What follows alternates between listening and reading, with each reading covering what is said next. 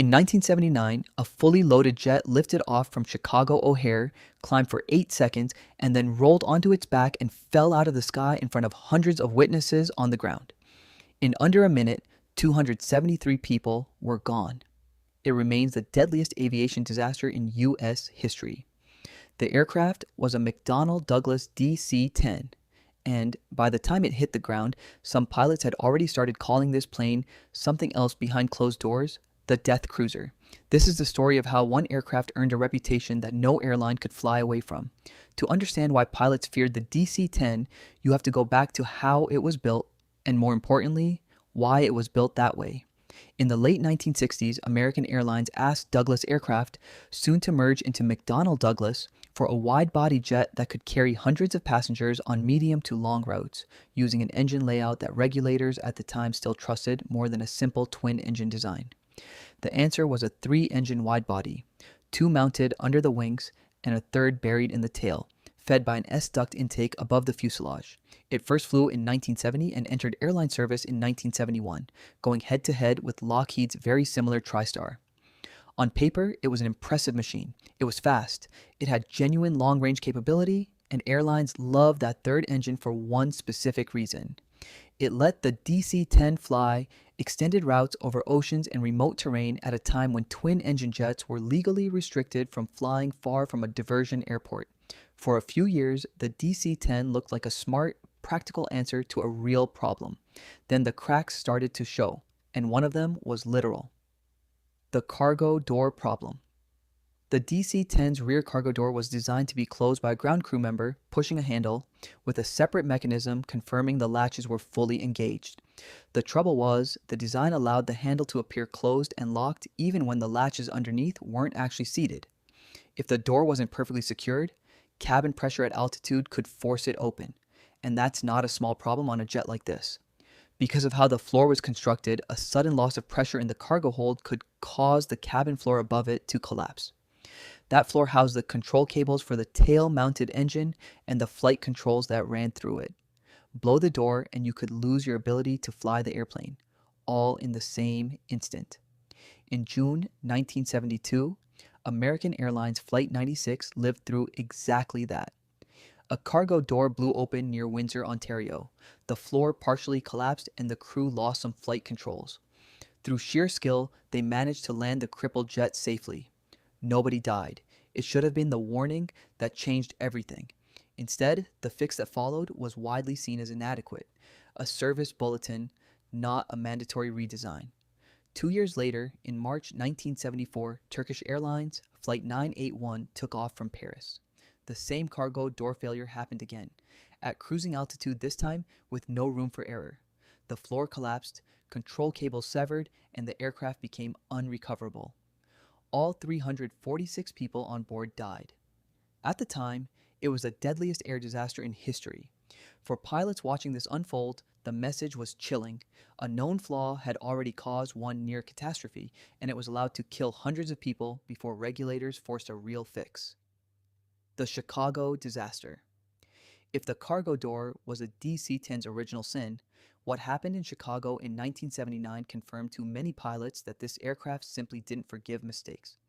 Whether the mistake belonged to the crew, the maintenance crew, or the manufacturer. American Airlines Flight 191 was climbing out of O'Hare when the left engine, along with its pylon, tore away from the wing entirely. As it separated, it ripped out hydraulic lines and severed the cables that controlled the leading edge slats on that wing. The slats on that side retracted while the slats on the other wing stayed extended. The jet had no engine failure warning telling the pilots what had actually happened. From the cockpit, it simply felt like the left wing had stopped flying. Following the emergency procedure they'd been trained on, the crew slowed toward the recommended engine-out climb speed, but that procedure assumed both wings still had matching lift. With one wing's slats retracted, that speed was too slow for the crippled wing to keep flying. The aircraft rolled left, stalled, and crashed into a field just beyond the airport, killing everyone on board and 2 people on the ground. The investigation that followed uncovered something almost worse than the crash itself. The engine separation was traced back to a maintenance shortcut.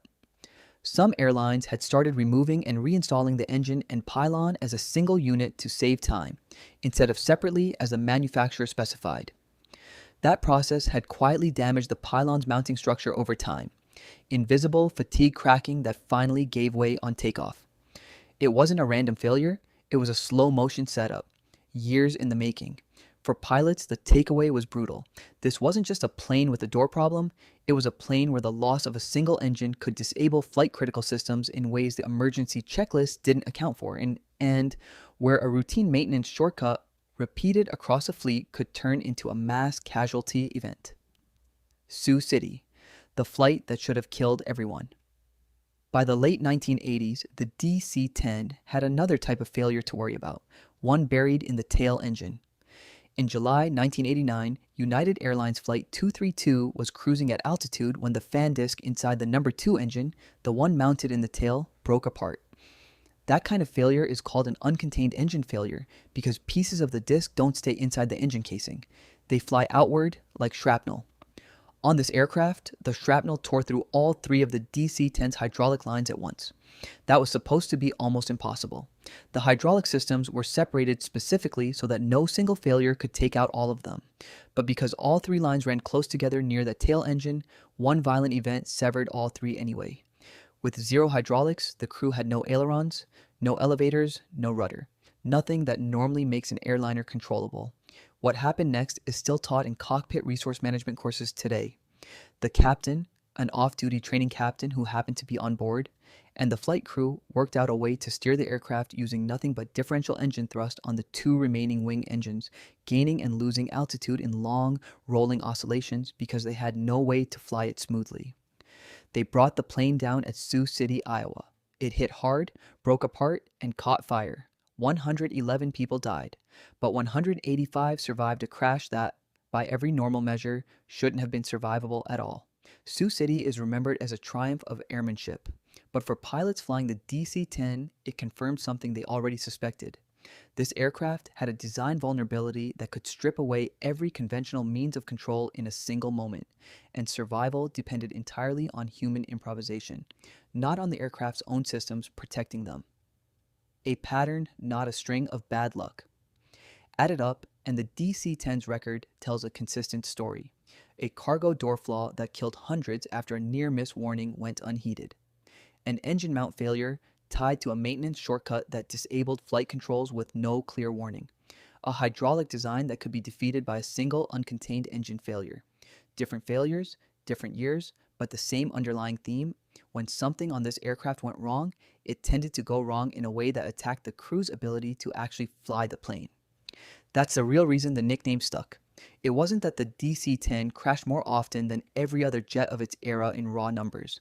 It was that pilots understood, from hard experience and hard data, that this particular airplane had a habit of turning single failures into control emergencies. And when your job is to trust the machine with hundreds of lives every flight, that reputation is almost impossible to shake. The DC-10 kept flying for decades afterward, and later fixes did make it safer. But the fear pilots felt toward it was never really irrational. It was earned, crash by crash, investigation by investigation, to an end it became one of the most important lessons in aviation history about what happens when a known design flaw is left unresolved for too long.